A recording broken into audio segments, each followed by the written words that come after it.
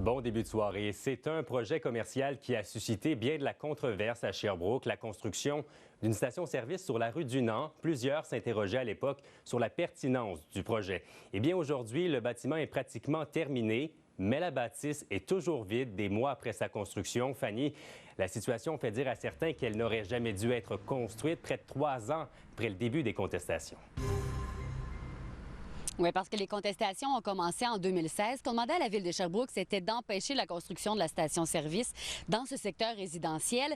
Mais la Ville avait les mains liées parce que le terrain avait été acquis alors qu'il était zoné commercial. Alors, il y a un groupe de résidents qui s'est mobilisé. Il y a eu plusieurs représentations à l'Hôtel de Ville.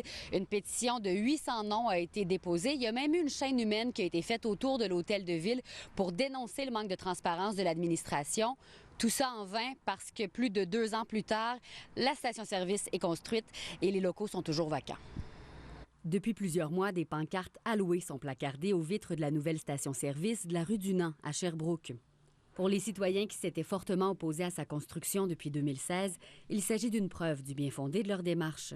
Ça nous fait dire qu'on avait un petit peu raison. On avait déterminé qu'il n'y avait pas vraiment besoin de station-service, une de plus dans le quartier. Puis en effet, le promoteur semble avoir de la difficulté à la louer. Bien que les travaux s'achèvent, la construction de la station-service demeure un sujet sensible pour les résidents. On ne se cachera pas de dire que c'est une blessure de la façon dont ça s'est passé dans le quartier. J'aurais tendance à dire, là, on est devant le fait accompli. Là. Je veux dire, ici, là, sous terre, il y a des citernes présentement. C'est tout bétonné, c'est tout. Le problème, c'est pas qu'il y ait du développement. On est ici depuis 10 ans, on s'attend à ce qu'il y ait du développement, mais c'est que ça ne respecte pas la vision du règlement 2200, le nouveau plan d'urbanisme. Selon la conseillère municipale d'Ascot, ce soulèvement de la population aura amené le conseil municipal à revoir ses façons de faire.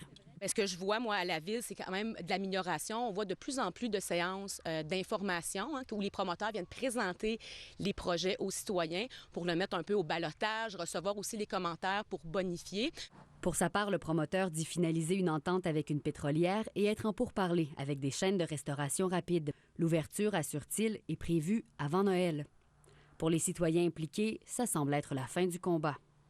Quelles sont nos ambitions pour la suite? À partir de là, on se sent bien limité. C'est David contre Goliath. Là. Ici Fanny Lachance-Paquette, Radio-Canada, Sherbrooke.